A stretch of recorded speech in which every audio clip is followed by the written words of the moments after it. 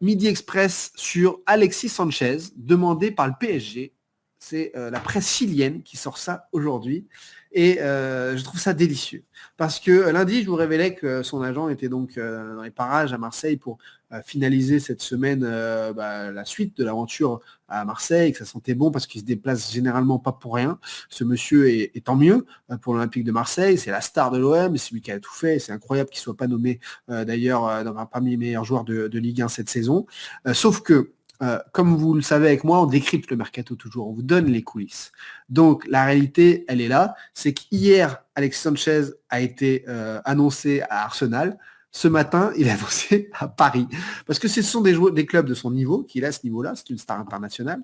Et donc, il faut balancer dans la presse ce genre de rumeurs pour montrer à l'OM ce qu'il vaut et qu'il va falloir allonger des bonus, et qu'il va falloir allonger une grosse commission, une prime à la signature, et ceci et cela. Ça s'appelle de la négociation actuelle, plein fer, toute cette semaine. Négociation pour la suite de Alexis Sanchez à l'Olympique de Marseille. Ça s'appelle mettre tous les atouts de son côté. Ça s'appelle jouer des coudes et dire ah bon ok, vous n'êtes pas d'accord sur cette prime là qu'on voudrait après 10 buts, ceci, cela. Bon, vous voyez, là, regardez mon téléphone, il y a le PSG qui est dessus. Alors que non, le PSG n'est pas sur Alexis Sanchez.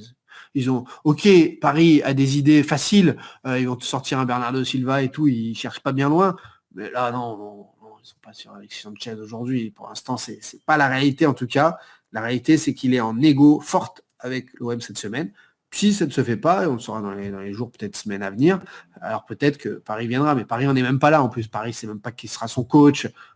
Voilà, un peu de jus. Mais on est en pleine négo, et ça participe à ça. Les rumeurs mercato servent à faire à contrebalancer des offres, à susciter l'intérêt, etc., etc. Donc Alexis Sanchez demandé par le PSG, la presse chilienne, comme par hasard, c'est la presse chilienne qui sort le truc, qui tire les ficelles de ça. On connaît, je vous l'explique. Maintenant, à vous de ne pas tomber dans le panneau ou d'en discuter dans l'émission quand vous avez un doute. C'est la réalité. Si Alexis Sanchez signe au PSG, Mkhitaryan se naturalise turc.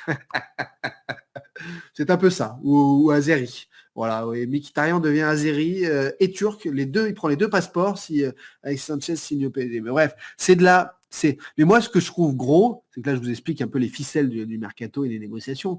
Mais je trouve là, en fait, trouve moins gros. Annonce en Italie, puisqu'il a fait des belles saisons à l'Inter, qu'il est à la cote, Arsenal, son ancien club. Mais pourquoi là, le PSG, quoi.